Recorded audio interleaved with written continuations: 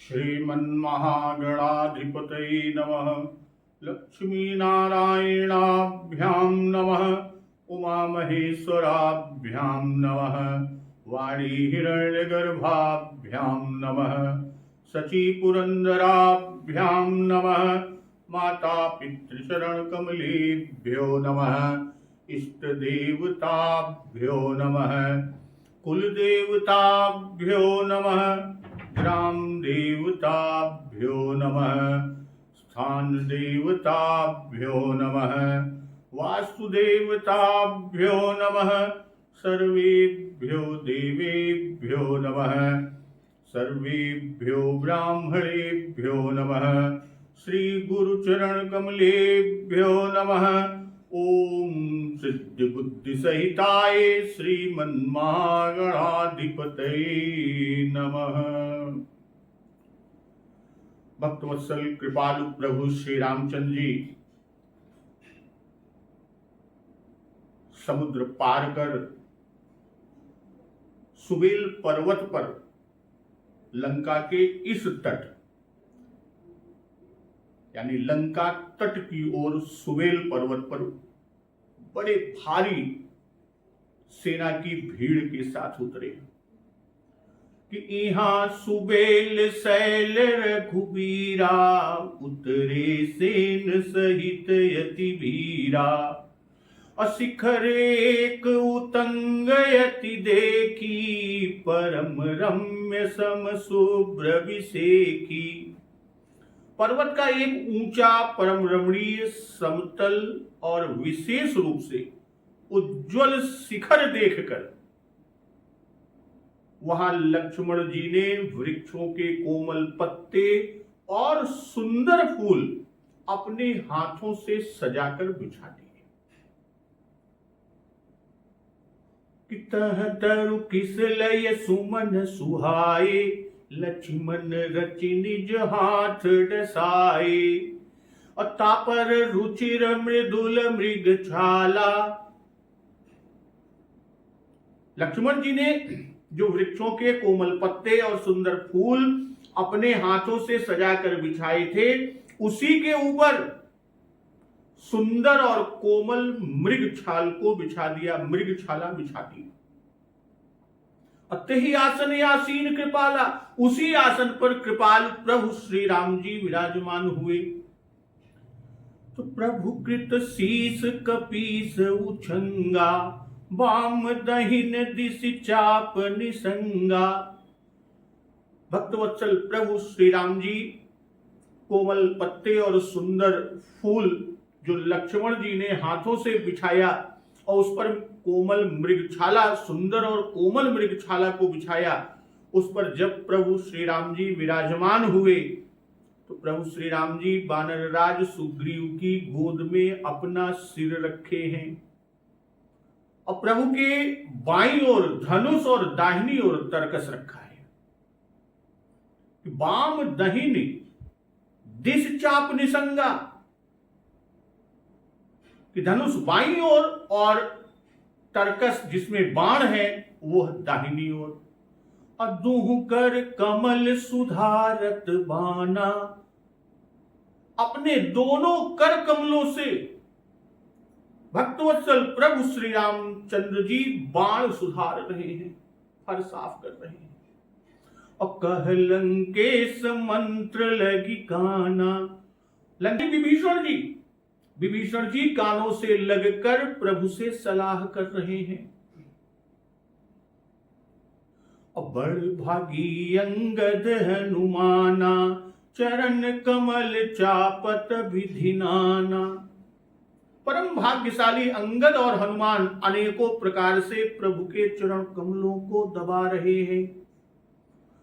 और लक्ष्मण जी महाराज कि प्रभु पाछे लक्ष्मण वीरासन, कठिन संग कर बान सरासन।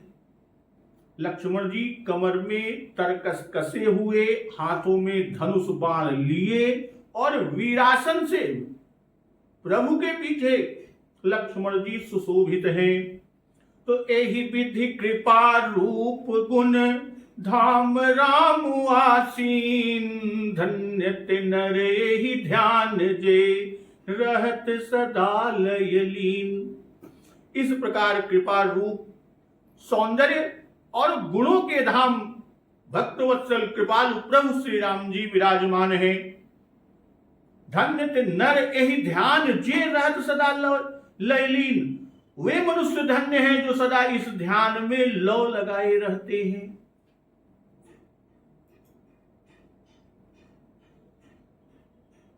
तो यहां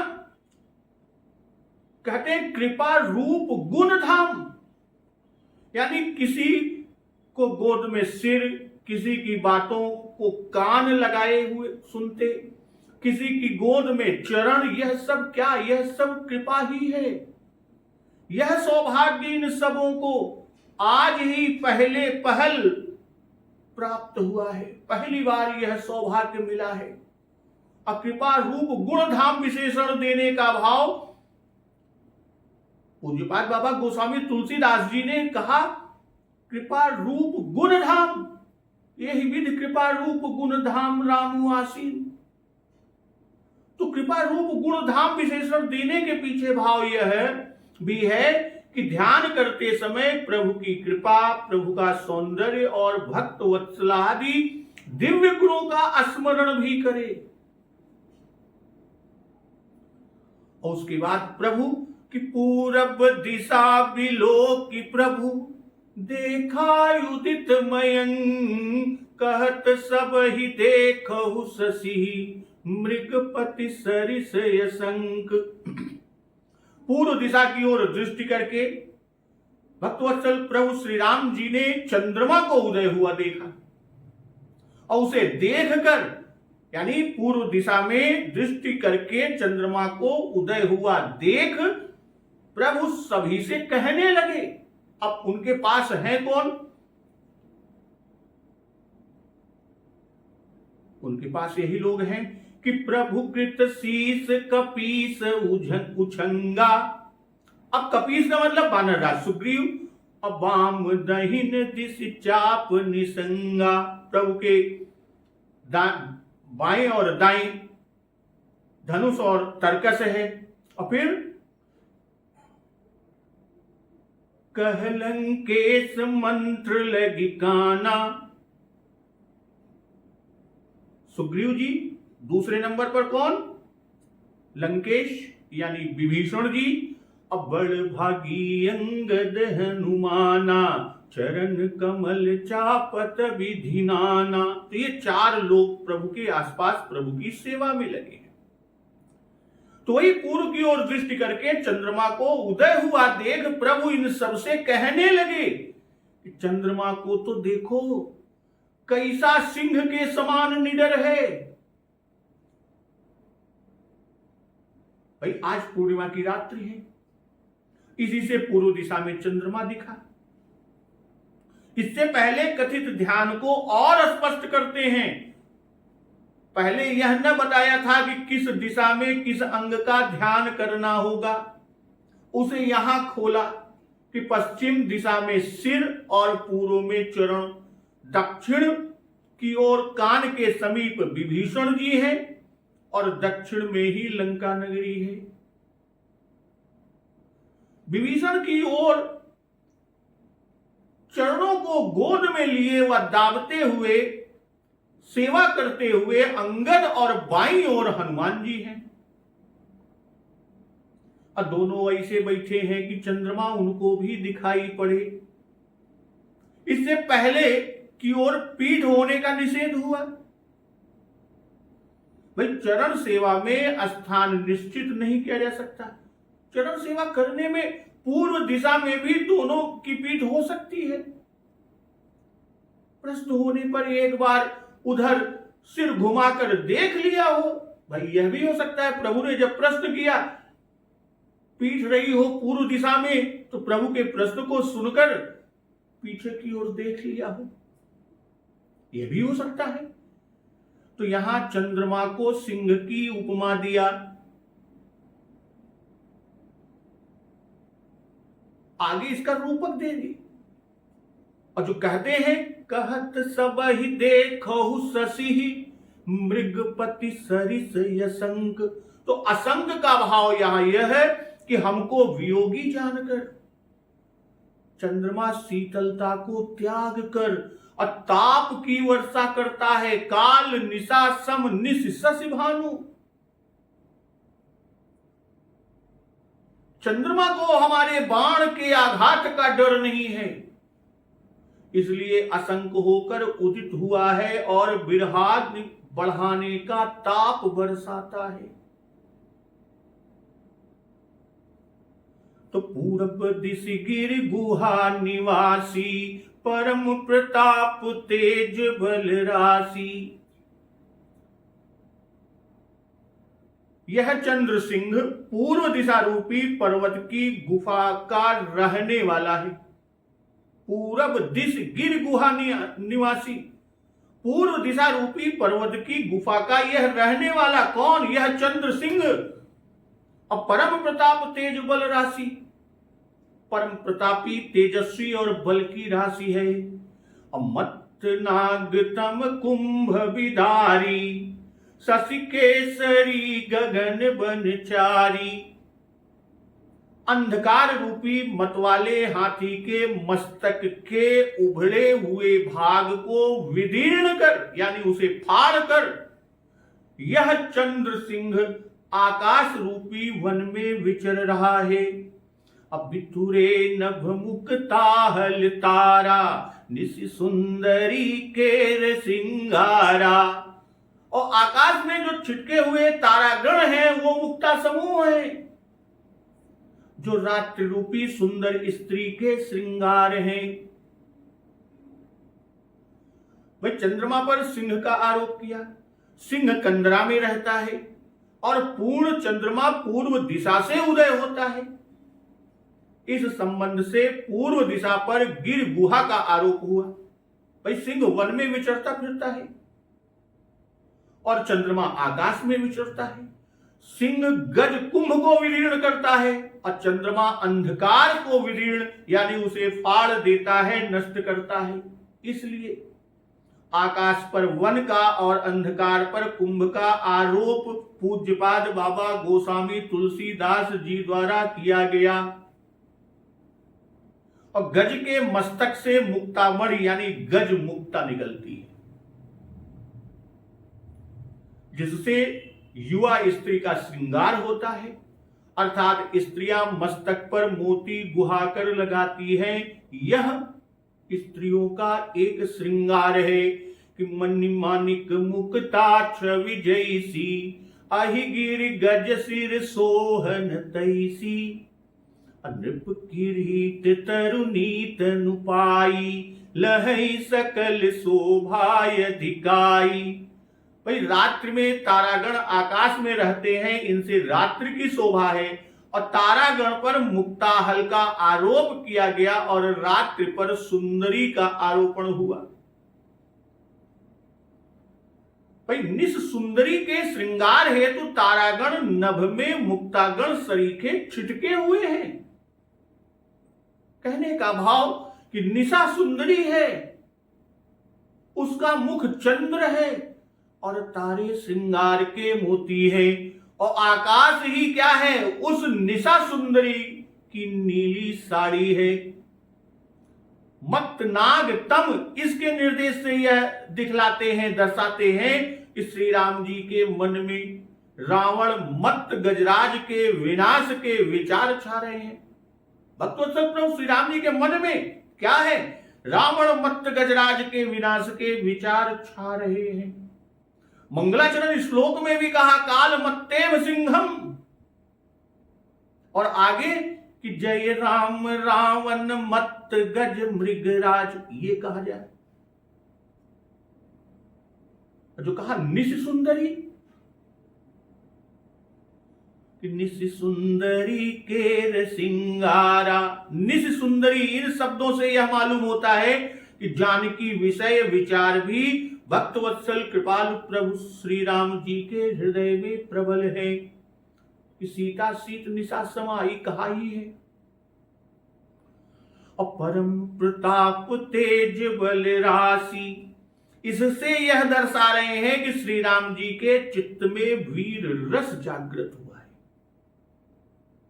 इन वचनों से पूज्यपाद बाबा गोस्वामी तुलसीदास जी यह दर्शाते हैं, यह जन्माते हैं कि वन रूपी गगनचारी रामचंद्र रूपी केसरी निशाचर सुंदरी के श्रृंगार श्रवण ताटंक गिरा देंगे और रावण मत्त गजराज का अहंकार रूपी तम विदीर्ण कर देंगे। तो कह प्रभु शशि महु में चकिताई, कहु काह निज निज मति भाई। अब चंद्रमा को शशि को दिखाकर प्रभु कह रहे हैं, हे भाइयों, कह प्रभु शशि महु में चकिताई, कहो काह निज निज मति भाई। अपनी अपनी बुद्धि के अनुसार कहो कि चंद्रमा में जो श्यामलता व कालापन बीच में दिखाई दे रहा है वह क्या है। अब निर्भयता इतनी है कि चंद्र के कलंक पर उत्प्रेक्षा करने की आज्ञा हो रही है। भाई दाग एक है, उस पर अलग अलग उत्प्रेक्षा का मतलब अब संभावनाएं लोग दे रहे हैं कि काव्य शास्त्र विनोदेन कालो गच्छति धीमताम, व्यसनेन च मूर्खाणाम निद्रया कलहेन च। बुद्धिमानों का समय काव्य शास्त्र के विनोद में कटता है और मूर्खों का समय शौकीनी करने में या सोने में या कलह करने में बीतता है। पूज्यपाद बाबा गोस्वामी तुलसीदास जी यहां पर काव्य शास्त्र विनोदेन कालो गच्छति धीमताम उसका उदाहरण यहां दिखलाई और आगे चलकर रावण के नाच देखने के व्याज से व्यसनेन च मूर्खाणाम निद्रया कलहेन वा का दृश्य उपस्थित करेंगे।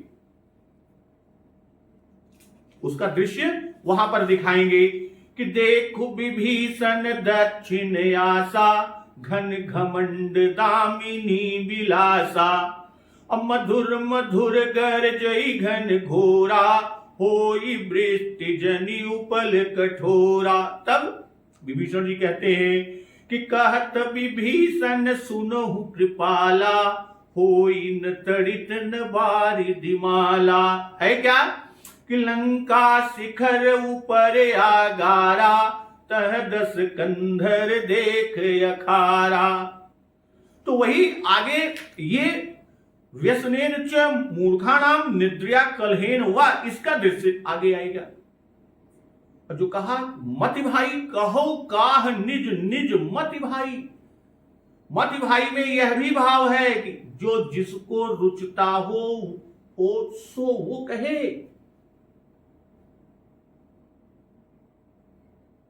हनुमान नाटक में श्री सीता विरह से व्याकुल रामचंद्र जी के इसी प्रकार के प्रश्न लक्ष्मण जी से मिलते हैं। प्रभु कहते हैं, हे लक्ष्मण, वन में यह दावाग्नि तरु शाखाओं को जला रही है, इसे झरनों के जल से शांत करो। प्रभु का वचन सुनकर लक्ष्मण जी ने कहा कि भगवान, यह तो उदयाचल से चंद्रमा उदय हो रहा है, यहां दावाग्नि कहां। तब प्रभु श्री रामचंद्र जी प्रश्न करते हैं कि चंद्रमा में धूम कहां से आया। धत्ते धूमम हिमांशु कथय कथम यम। तो लक्ष्मण का उत्तर पाकर कि नैव धूमो धरण्या छायेयम संगता भूत, यानी यह धुआं नहीं है, यह भूमि की छाया है। प्रभु श्री रामचंद्र जी जानकी विरह से करुणा युक्त होकर कहने लगे, भाई कोई तो चंद्रमा में चिन्ह की शंका करते हैं, कोई कलंक अथवा कोई समुद्र का कीच कहते हैं, कोई मृग लांछन युक्त बताते हैं, और कोई धूम और कोई पृथ्वी की छाया भी कहते हैं। पर मैं तो इसे प्रिया वियोग की प्रचंड अग्नि का धूम ही कहूंगा। श्री राम। अब भक्तवत्सल प्रभु श्री रामचंद्र जी ने जब पूछा कि कह प्रभु शशि महु में चकताई, कहु काह निज निज मति भाई। तो प्रभु के पूछने पर सुग्रीव जी सबसे पहले बोले कि कह सुग्रीव सुनहु रघुराई, शशि महु प्रगट भूमि कई छाई। भूमि कई छाई, भूमि की छाया जा रही है, उसकी परछाई। भाई सुग्रीव जी प्रभु के प्रश्न का उत्तर देते हुए कह रहे हैं कि हे रघुराई सुनिए, सुनो रघुराई, क्या शशि महु प्रगट भूमि कई छाई, चंद्रमा में पृथ्वी की परछाई या छाया प्रकट हो रही है। भाई साधारणतया यह प्रभु का अपने निज भक्तों के साथ विनोद है, और उधर रावण का हास विलास और निशंकता कह आए पहले कि परम प्रबल रिपु शीस पर, तद्यपि न सोच न त्रास। अब उसके मुकाबले में प्रभु की निशंकता को पूज्यपाद बाबा गोस्वामी तुलसीदास जी दिखा रहे हैं कि इस प्रश्न से प्रभु इन पर अपना निजत्व ममत्व अपनपो दर्शित कर रहे हैं। और भाई संबोधन भी कैसा प्यारा है कि कहो काह निज निज मति भाई। तो भाई का संबोधन भी कैसा प्यारा है। प्रभु का प्रश्न हुआ, उसके उत्तर यहां 4 दिए गए हैं, और इनसे पृथक एक उत्तर स्वयं भक्तवत्सल कृपालु प्रभु का है। 4 उत्तरों में से पहला तो सुग्रीव का है कि कह सुग्रीव सुनहु रघुराई, शशि महु प्रगट भूमि कई छाई। और अंतिम उत्तर हनुमान जी का होगा कि कह हनुमंत सुनहु प्रभु, शशि तुम्हार प्रिय दास, तव मूरति विधुर बसती, सोई श्यामताय भास। तो अंतिम उत्तर हनुमान जी महाराज का। तो ये 2 नाम तो पूज्यपाद बाबा गोस्वामी तुलसीदास जी ने स्पष्ट लिख दिए। कह सुग्रीव सुनहु रघुराई, कह मारुत सुत सुनहु प्रभु।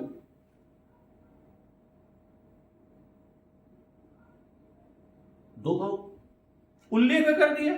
अब बीच के 2 नामों उत्तरों के नाम नहीं, केवल अनिश्चयवाचक कोई और को शब्दों का प्रयोग हुआ कि को कह जब विधि रति मुख कीन्हा, सार भाग शशि कर हरि लीन्हा।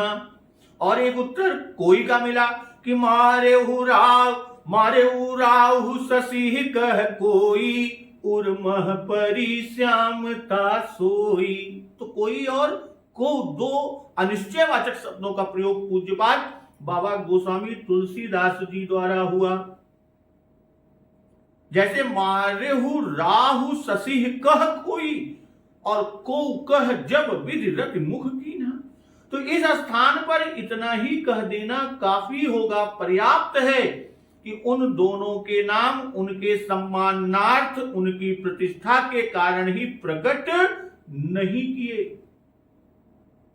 पर ऊपर पहले जो आया था उस पर अगर ध्यान दें, उसके ध्यान से वह नाम स्पष्ट हो जाते हैं।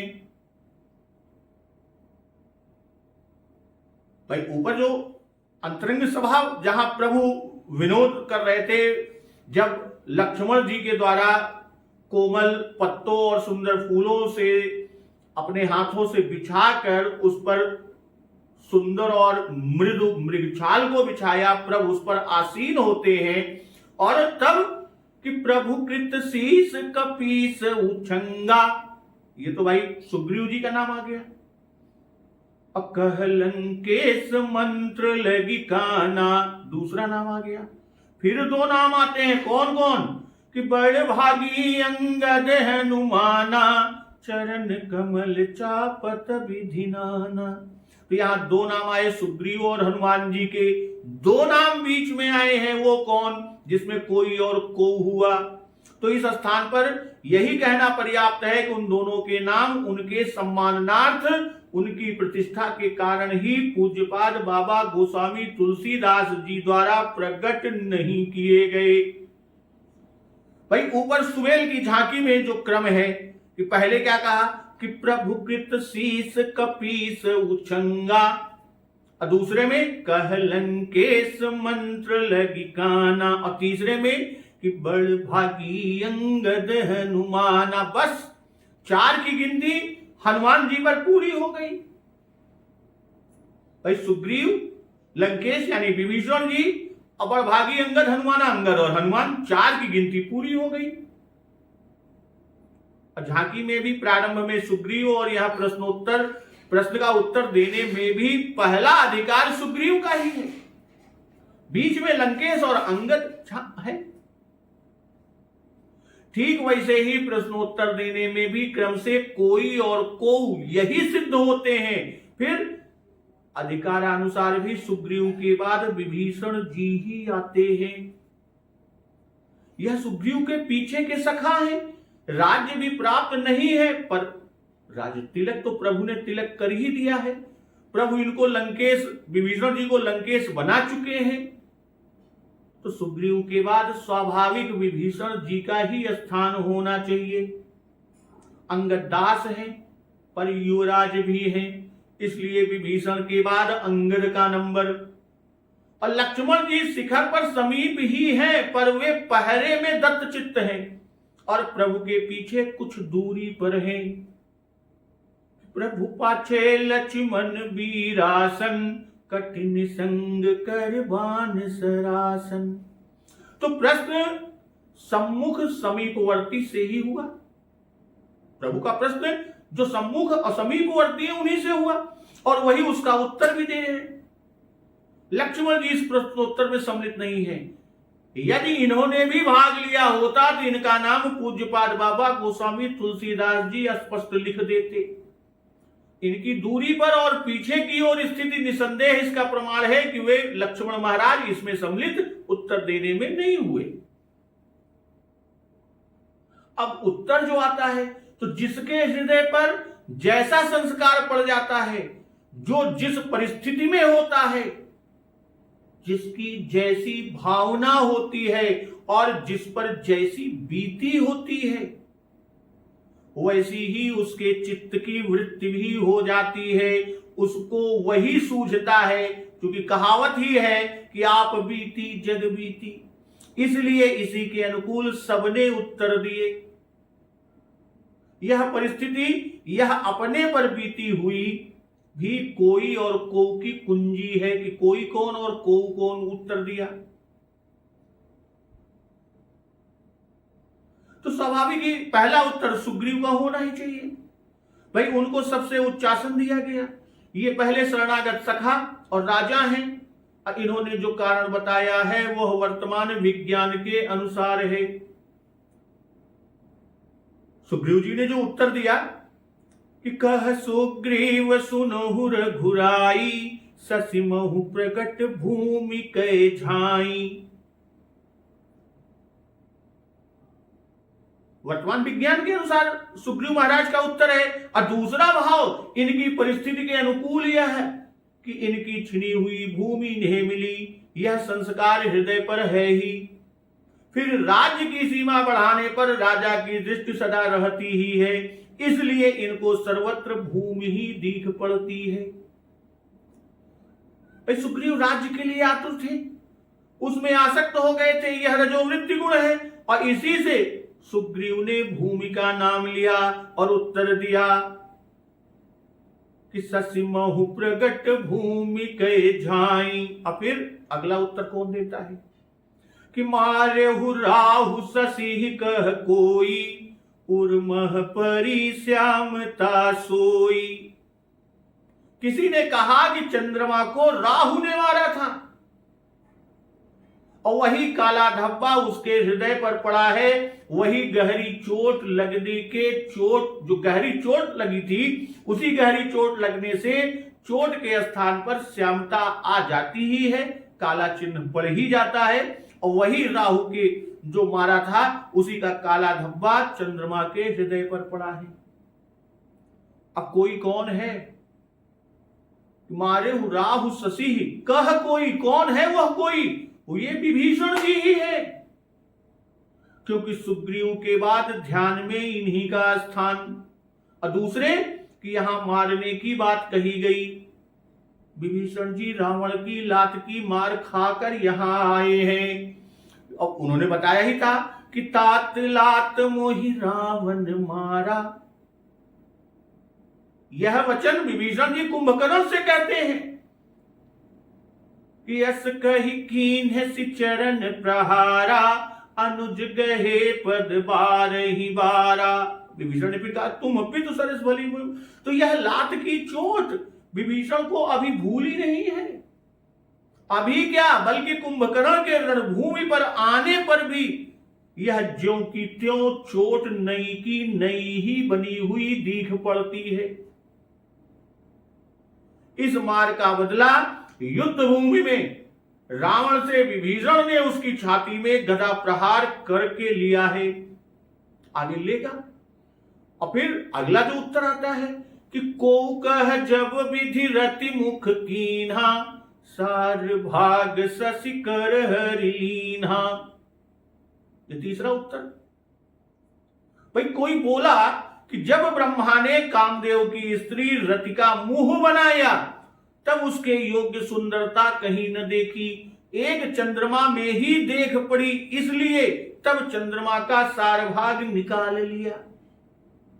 अच्छिद्र सुप्रगट इंदूर माही, ते ही मग देखी नभ परछाई। वही छेद चंद्रमा के हृदय में दिखाई पड़ता है, जिसकी राह से उस पार आकाश की नीली परछाई उसमें दिखाई पड़ती है। अब को का इशारा किसकी ओर है? को का इशारा अंगद की ओर है, क्योंकि ये ही चार में से रह गए। भाई सुग्रीव और लास्ट अंतिम में हनुमान जी महाराज का उत्तर है। बीच में बचे दो, एक कोई का विभीषण जी हो गए, तो बचे कौन? अंगद जी। तो चार में यही रह गए। मानस मयंकार और उस परंपरा वालों का मत है कि यह वाक्य जांबवान का है, क्योंकि उनकी तरुणाई चली गई, इसी से उनके चित्त की वृत्ति वृद्धतामय सार रहित हो गई। पर मानस के लेख में शिखर पर 6 व्यक्तियों को छोड़ और किसी का नाम नहीं आया। जब प्रभु आराम करने के लिए इतने आसन आसीन कृपाला, उसके बाद कुल 6 ही लोग तो हैं। एक तो प्रभु है, और दूसरे कि प्रभु कृत शीस कपीस उछंगा, दूसरे सुग्रीव जी, तीसरा कह लंकेश मंत्र लगिकाना, तीसरे विभीषण जी, अपर भागी अंगद हनुमाना। अंगद जी और हनुमान जी चौथे 5वें नंबर, और अंत में लक्ष्मण जी कि प्रभु पाचे लक्ष्मण वीरासन। तो इन्हीं 6 का ही तो उल्लेख है। 6 व्यक्तियों को छोड़ और किसी का नाम नहीं आया। यदि जांबवान जी वहां समीप होते, वृद्ध मंत्री होने के कारण उनका नाम अवश्य आता और उनका स्थान भी बताया गया होता, किंतु ऐसा उल्लेख न होने से यह निश्चय है कि अंतरंग सभा में जांबवान जी सम्मिलित नहीं थे। इसी तरह कोई महानुभाव को से नलनील को लेते हैं, पर मानसकार के शब्दों में यह भाव प्रमाणित नहीं। मानस और हनुमान नाटक का एक मत है। अब अंगद जी की परिस्थिति को देखिए। अंगद जी ने जो उत्तर दिया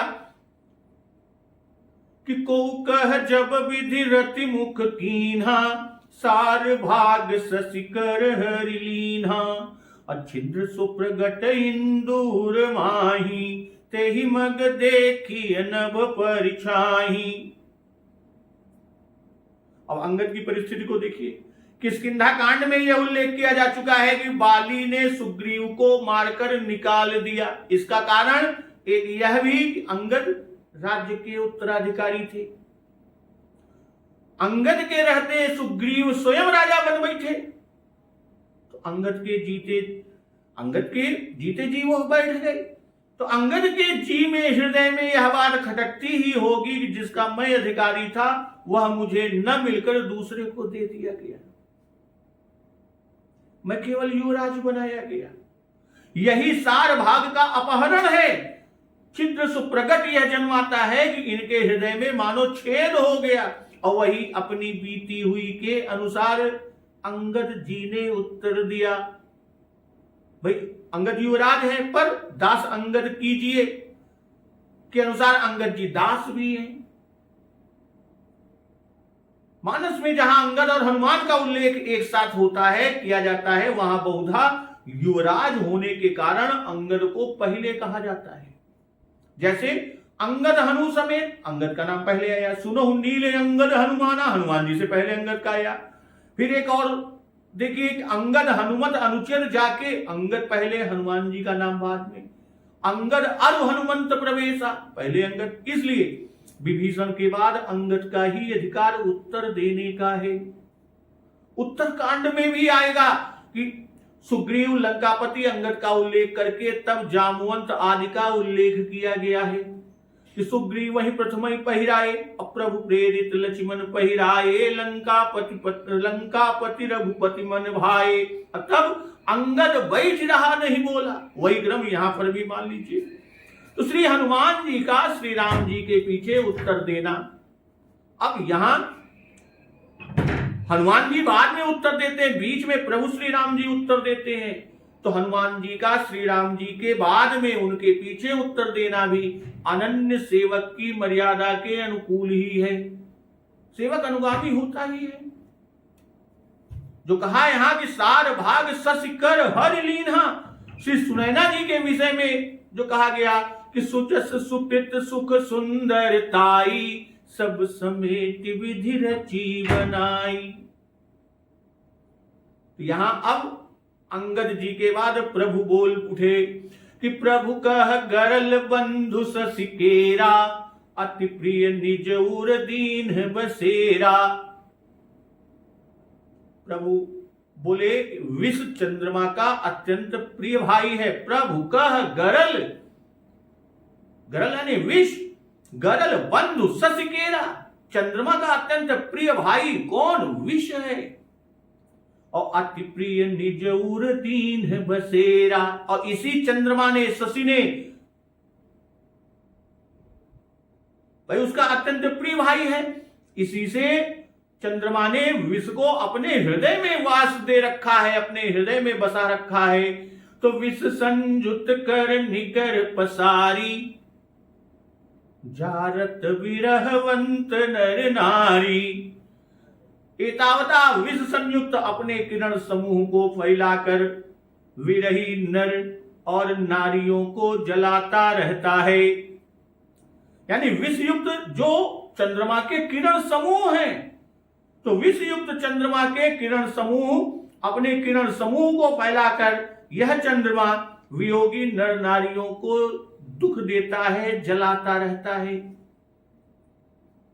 श्री राम जी के वचन का तात्पर्य, प्रभु ने जो कहा कि प्रभु कह गरल बंधु ससिकेरा, अति प्रिय निज उर दीन बसेरा। अब विष संयुत कर निकर पसारी, जारत विरहवंत नर नारी। तो तात्पर्य यह है कि माघ यानी यह पौष की पूर्णिमा है।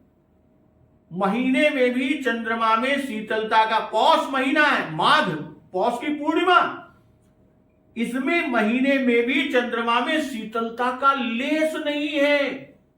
यह विष संयुक्त किरणों से जला रहा है। तो यहां नर नारी से प्रभु ने अपने स्वयं को और मां जानकी जी को दर्शाया। कहने का भाव कि यदि यह श्यामता उसके अति प्रिय बंधु गरल के निवास के कारण न होती, तो वह यानी चंद्रमा हमारे हृदय को जलाता न, बल्कि शीतलता कर प्रदान करता, उसे शीतल करता। इसलिए यह चंद्र दंड के योग्य है। भाई प्रभु के हृदय में अति प्रिय बंधु भरत का वास है। जग जप राम, राम जप जेहि, इसलिए चंद्रमा में उसके अति प्रिय बंधु कौन? विष का वासु। प्रिया की विरहाग्नि है इसलिए जल ना कहे। भाई गरल को चंद्रमा का अति प्रिय बंधु कहा क्योंकि दोनों क्षीर सागर मंथन से निकले हैं। जन्म सिंधु पुनि बंधु विष दिन मलिन सकलंक। भाई चंद्रमा का यह सहोदर भ्राता है इसलिए अति प्रिय है, क्योंकि सहोदर भ्राता के बारे में कहा गया कि मिलन जगत सहोदर भ्राता। तो चंद्र को देखकर श्री जानकी जी वियोग विरह का उद्दीपन हुआ। प्रभु विरही हैं, इसलिए प्रभु ने अपनी स्थिति के अनुसार श्यामता को विष बतलाया। अब कहने का मतलब विष और शशि भाई हैं, दोनों समुद्र से उत्पन्न हुए हैं। हमने इनके पिता समुद्र पर सेतु बांधा, इसी से उसने हमसे वैर मान लिया। किसने? शशि ने, चंद्र ने हमसे वैर मान लिया और अपने भाई की सहायता से हमको जला रहा है। तो कह हनुमंत सुनोहु प्रभु शशि तुम्हार निज दास, तव मूरति विधुर बसती सोई श्यामता यभास। भाई हनुमान जी महाराज बोले, हे प्रभु सुनिए। कहा हनुमंत? हनुमान जी बोले, सुनो प्रभु, हे प्रभु सुनिए। क्या? शशि तुम्हारे निज दास, चंद्रमा तो आपका खास दास है। तव मूरति विधुर बसती सोई श्यामता यभास। तो आपकी सांवली मूर्ति चंद्रमा के हृदय में बसती है और वही आपकी श्यामता की चंद्रमा में झलक है, जो वो बीच में श्याम रंग दिखाई दे रहा है। तो कह हनुमंत सुनोहु प्रभु। प्रभु का भाव कि आप समर्थ हैं, आप अमर को भी मारकर फिर उसे जिला सकते हैं। प्रभु सक त्रिभुवन मार जियाई, पर चंद्रमा तो आपका खास दास है, निज दास। रूप के हृदय में बसने और बसाने के कारण निज दास। चंद्रमा निज दास इस तरह से भी कि सुषेण वानर चंद्रमा का अवतार है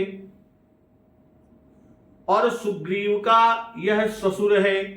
चंद्रमा ने सुषेण को सुग्रीव का सखा किया और रूमा के मिलने की आशा दी। सुग्रीव आपके सेवक हैं, इसलिए चंद्रमा भी आपका दास हुआ। आप साकेत में शशि मुद्रा में वास करते हैं, इसलिए यह सेवक सिद्ध हुआ। और शिव जी आपके परम प्रिय हैं और भूत भावन भगवान शिव जी चंद्र को मस्तक पर बसाए हैं, इस तरह भी यह आपका दास ही है। और जो कहा कि तव मूरति विधुर बसती, मूरति शब्द से देव भाव को सिद्ध किया, अर्थात परब्रह्म परमात्मा जानकर बसाया है, इसलिए स्थापन आवश्यक है। अर्थात मूर्ति की प्रतिष्ठा की जाती है, उसकी स्थापना होती है। आपकी मूर्ति की स्थापना चंद्रमा ने हृदय स्थल में की है। हनुमान जी महाराज ने अपने ध्यान और उपासना के भाव से श्यामता क्या है इसका उत्तर दिया। हनुमान जी महाराज प्रभु के अनन्य भक्त हैं। प्रभु उन्हें स्वयं अनन्यता का लक्षण उपदेश कर चुके हैं कि सो अनन्य जाके यसी मति न टरई हनुमन, मैं सेवक सचराचर रूप स्वामी भगवंत। किसकिंधा कांड। तो किस उपदेश के अनुसार वे चराचर मात्र में प्रभु ही को देखते हैं? उसी उपदेश के अनुसार। कौन? हनुमान जी महाराज चराचर मात्र में प्रभु को ही देखते हैं, इसलिए वे चंद्र में भी प्रभु को ही देख रहे हैं। दूसरे कि उनके हृदयागार में सदा धनुर्धर प्रभु का निवास रहता है कि जासु हृदय आगार बसहि राम सर चापधर। इसलिए दूसरों के हृदय में भी प्रभु का निवास हनुमान जी महाराज समझते हैं और इसी विचार से विधु के उर में प्रभु की मूर्ति का बसना कहते हैं। और इस प्रकार हनुमान जी ने जो विचार श्यामता के विषय में प्रकट किया वह उनकी चित्त वृत्ति के ही अनुकूल है। अब यहां एक बात आती है, हनुमान जी महाराज प्रभु श्री राम जी के पीछे अपना विचार प्रकट किए, अंगद के बाद ही हनुमान जी अपने विचार क्यों न कहे? यह प्रश्न उठाकर विद्वज्जन महानुभावों ने अनेक प्रकार से इसके उत्तर भी दिए हैं। बंदन पाठक जी महाराज कहते हैं कि सबका बोलना केवल व्यवहारिक है और इनका परमार्थिक। अथवा श्री राम जी के भी पीछे कहा, क्यों? क्योंकि राम ते अधिक राम कर दासा। और किसी का मत है कि बारी हनुमान जी की थी, पर प्रभु श्री राम जी स्वयं बोल उठे। अब श्री राम जी के मत को मिटाकर हनुमान जी ने अपना मत स्थापन किया। इस मतांतर को सत्य न समझे, क्यों? क्योंकि हनुमान जी ने देखा कि भक्तवत्सल कृपालु प्रभु श्री राम जी चंद्रमा को मारने के लिए उद्यत हैं, इसलिए ऐसा वचन कहकर चंद्रमा को वध करने से श्री रामचंद्र जी को बचाया। वही बाबा हरिदास जी कहते हैं कि सबने अपनी अपनी मत के अनुसार श्यामता क्या है इस प्रश्न का उत्तर दिया। प्रभु श्री राम जी ने भी अपना मत कहा, और वह यह कि इसके अत्यंत प्रिय भाई विष का इसके हृदय में निवास है, और इसी से विष मिली हुई किरणों से यह विरही नर और नारी को जलाता है। जब रघुनाथ जी ने चंद्रमा में अभिमान रूपी दोष दिखाया, क्या दिखाया? कि मृगपति सरिसय संक होकर मुझे विरही हृदय को ये दग्ध कर रहा है, मेरा इसको किंचित भय नहीं। तब चंद्रमा पर प्रभु की दोषान्वेषक करी दृष्टि और प्रभु के बाएं ओर धनुष रखा हुआ और कर कमलों में तीक्ष्ण बाण देख हनुमान जी महाराज ने विचार किया कि कहीं ऐसा ना हो प्रभु चंद्रमा पर बाण छोड़ दे और वह मरकर पृथ्वी पर आ गिरे।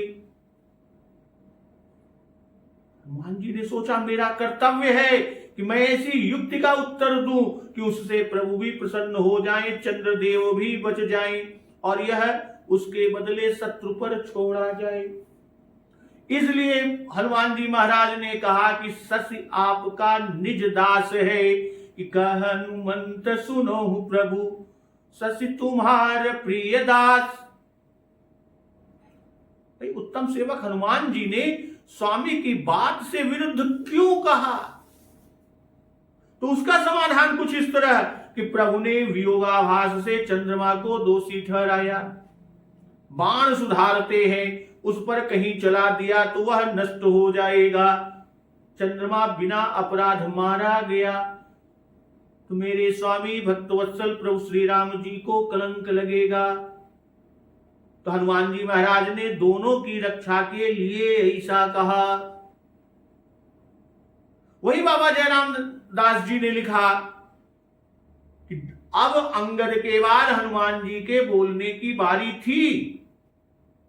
प्रभु ने देखा कि मैंने तो चंद्रमा के दोष पूछे जो कालिमा के प्रश्न से स्पष्ट है, सबको धब्बे का लक्ष्य कराया।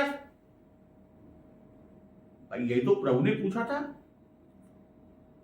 कि कह प्रभु शशि महु में चकताई, कहू काह निज निज मति भाई।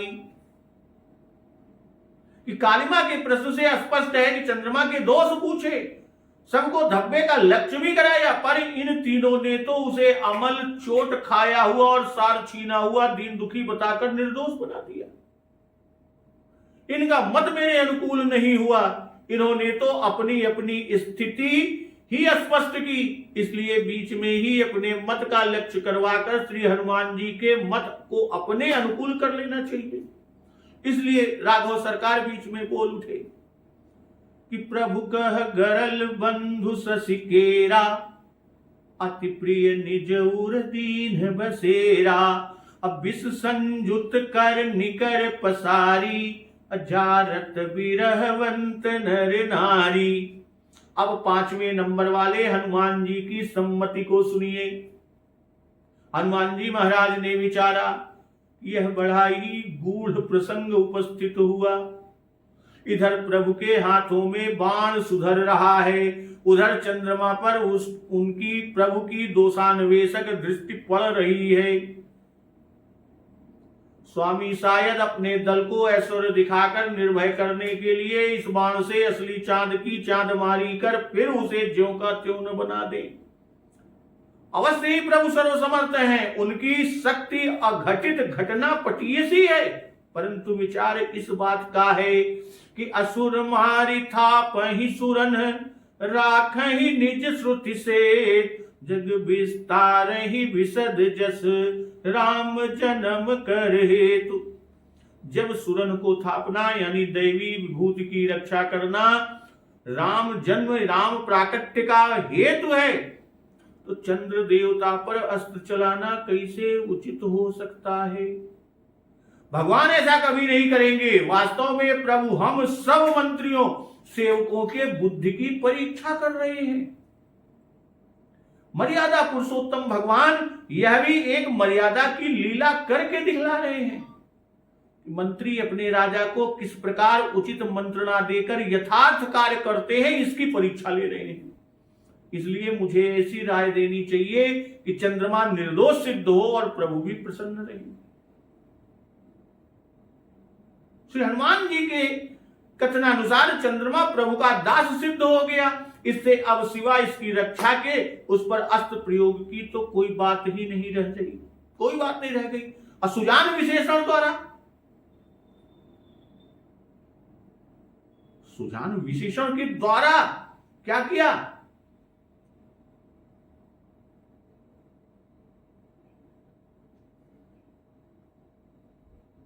सरकार की अमित सुबोधता को दर्शाया। हनुमान जी के परम चातुर्य के भाव को जानकर उनकी सम्मति स्वीकार करते हुए सरकार परम प्रसन्न हुए और उस सुधारे हुए बाण को काम में लाने के लिए चंद्रमा पर से अपनी दृष्टि हटाकर दक्षिण दिशा की ओर दृष्टि डाली। चंद्रमा पर से दृष्टि हटाकर अब बाण को सुधारा, तो अब उसका प्रयोग होना है। तो चंद्रमा पर से दृष्टि हटाकर कि देख विभीषण दक्षिण आशा, घन घमंड दामिनी विलासा, मधुर मधुर गर्जई घन घोरा, होई वृष्टि जनि उपल कठोरा। तो दाहिनी ओर दृष्टि डाली। अब प्रभु की आज्ञा थी कि कहो निज निज मति भाई, इसलिए ठकुर सुहाती कहना सच्चे सेवक का धर्म नहीं। अतः सबने अपनी मत के अनुसार ही कहा। इसमें स्वामी की मतानुकूलता का विचार अनावश्यक है।